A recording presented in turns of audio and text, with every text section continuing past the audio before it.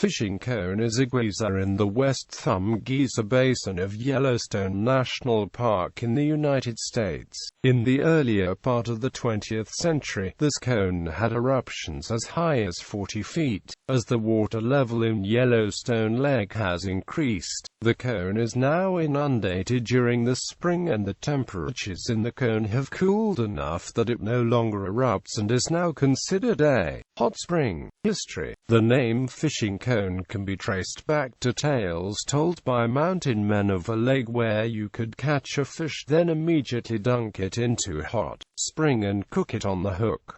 A member of the 1870 Washburn-Langford expedition popularized this feat. William Trumbull, a member of the Washburn Party, wrote about the fishing cone in his account of the expedition. Several springs were in solid rock, within a few feet of the lake shore. Some of them extended far out underneath the lake, with which, however, they had no connection. The lake water was quite cold, and that of these springs exceedingly hot. They were remarkably clear, and the eye could penetrate 100 feet into the depths, which to the human vision appeared bottomless. A gentleman was fishing from one of the narrow isthmuses, or shelves of rock, which divided one of these hot springs from the lake, when, in swinging a trout ashore, it accidentally got off the hook and fell into the spring. For a moment it darted about with wonderful rapidity, as if seeking an outlet. Then it came to the top dead, and literally boiled. It died within a minute of the time it fell into the spring. In Henry Wins's The Yellowstone National Park, a manual for tourists, he described using hot springs to cook trout fishing extraordinary.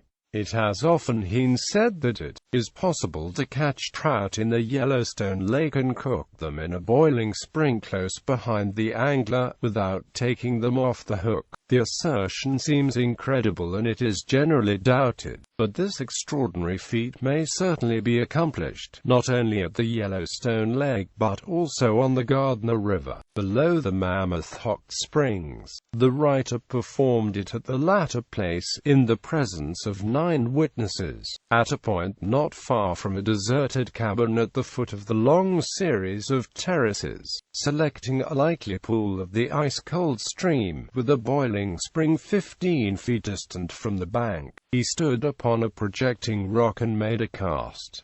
His flies soon tempted a trout to his doom. The fish was small enough to be lifted out of the water without the aid of a landing net, and it was quite easy to drop him into the bubbling hot spring behind.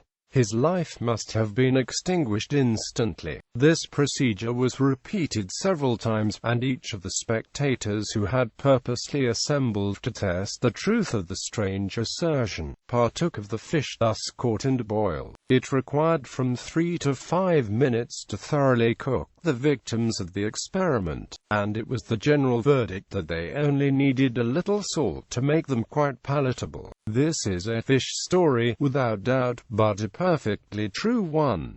A feat so extraordinary could nowhere else be practiced. It must be chronicled as one of the marvels of the national park. There are several other places in this land of wonders besides those named where this fishing extraordinary could be successfully attempted. Park visitors used to be allowed to fish off the cone and cook the fish in the boiling water, but these activities are now prohibited. The ban was announced in November 1911 and became effective in the beginning of 1912.